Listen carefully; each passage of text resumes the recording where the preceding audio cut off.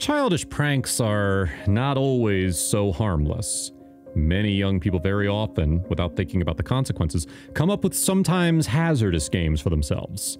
Kids sometimes need help to correctly assess the degree of danger of some of their games.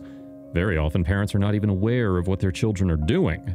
After all, parents are not informed about such pranks because kids know that they are doing wrong and can't admit it to their parents.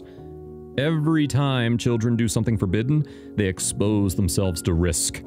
The risk of getting into a situation in which they can seriously suffer and can sometimes even be fatal. But children do not think about that. They completely surrender to the call of their childhood fantasies and excitement. In today's story, we will talk about such an act of children for which they could have very well paid with their own lives if nature itself had not intervened in the matter. On that day, a wild animal behaved not characteristic of its species, which greatly surprised people because if everything had gone just a little differently that day, then there would have been 2 less children on Earth. February winters are famous for their inconsistency. Usually by February, in many northern regions, the frosts are already weakening, and the ice on the rivers is thinning in many places. Therefore, in the second half of winter, closer to spring, people already try to avoid crossing on foot, and they use the bridges more, even if it's necessary to make a significant detour. Of course, adults are well aware of this and try to bypass dangerous sections of the river. But children very often neglect these rules. In their opinion, if there's ice on the river, then it must be strong, and of course it can easily withstand the weight of their little bodies. On that February morning in 1983, 2 boys decided not to go to school where their parents had sent them, but to skip school and go sledding. Many school children at their age neglect parental prohibitions and do rash acts, but on that day, they could not imagine what such disobedience would turn out to be for them. After waiting for their parents to leave for work in the morning, the boys put on fur coats, took their sleds and book bags for plausibility, and went to play instead of school. They lived in a distant village surrounded by high hills and trees. There were plenty of places to ride their sleds, but that day they decided to find a new place for entertainment. They went far from their house to find the highest slope, which had fewer trees that could prevent them from sliding down the hill at high speed without hindrance. After a while, they found the ideal place, in their opinion. The slope was relatively high. There were a few trees along the way, and at the foot of the mountain, there was an icy river. But for their own reassurance, they ran a couple of times out onto the ice of the river to make sure that the ice was strong enough. And they happily started riding their sleds. The area was quite deserted, and they shouted and laughed loudly, not fearing that some adults might notice them and scold them and take them home to their parents. And only behind a row of trees was a snow-covered road along which occasional cars drove and rare passers-by passed. But there was no way to see them from the road. They were hidden from prying eyes by thick branches of trees. The boys frolicked heartily for about an hour. They tirelessly drove down the mountain and climbed it again. Then, they finally got bored and they decided to go down the hill together, because then the speed would be higher and twice the fun.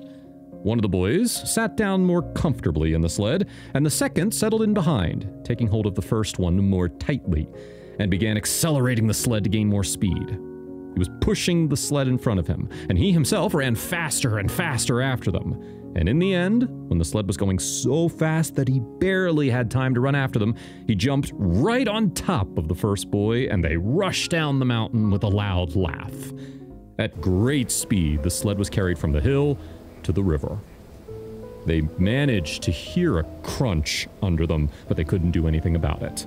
The ice crunched very loudly under the runners and eventually cracked. They fell through the ice at full speed.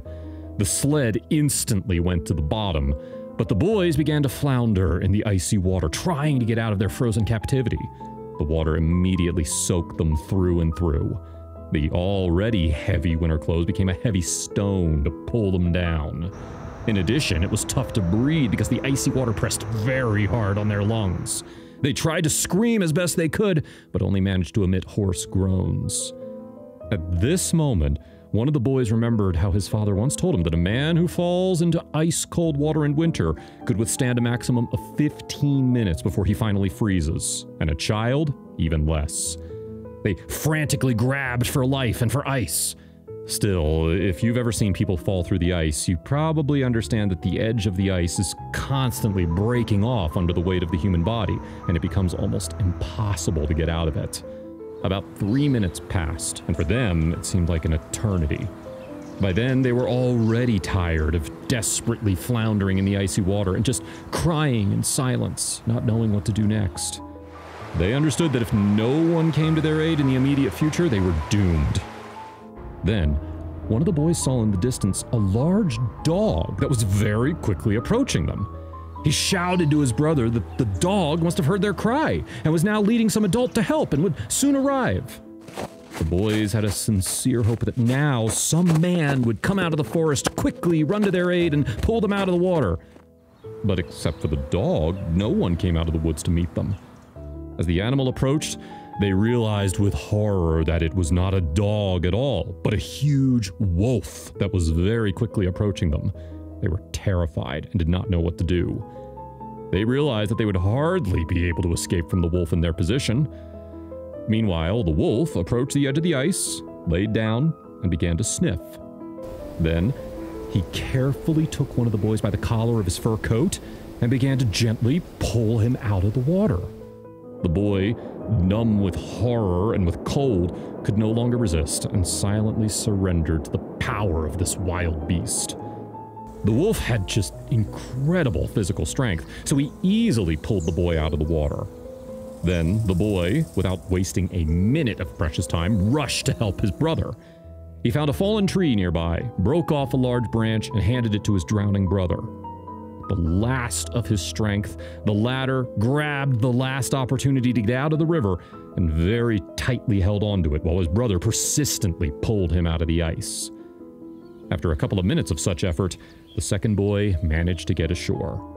They lay exhausted on the riverbank, looked at the sky, and could not believe their happiness that they managed to get out of the water. Then they remembered the wolf and began to look around. But the wild beast was nowhere to be seen. Then the boys got up and, supporting each other, went to the side of the road, where they were picked up by a passing truck.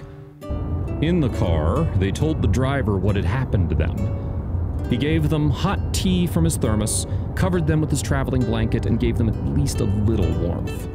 He took them to their village and handed them over to their parents. The parents listened in horror to what had happened to their children that day. On one hand, they were incredibly happy that everything ended well.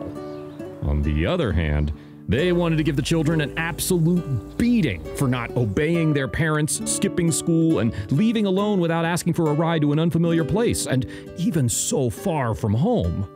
The story was then passed on by word of mouth in the village. Elderly people said that it was the soul of their deceased relatives who appeared in the guise of a wolf and helped the children. They really believed this could happen. Others, more skeptical, said the boys had made up the wolf part of the story to get everyone's attention. That boys at their age have a very active imagination and love to come up with all sorts of stories. But the local biology teacher put forward his hypothesis regarding the case. In his opinion, the wolf simply mistook them for his relatives because they were in fur coats that resembled animal skins. In a word, for whatever reason, this happened, and they were very lucky to stay alive that day.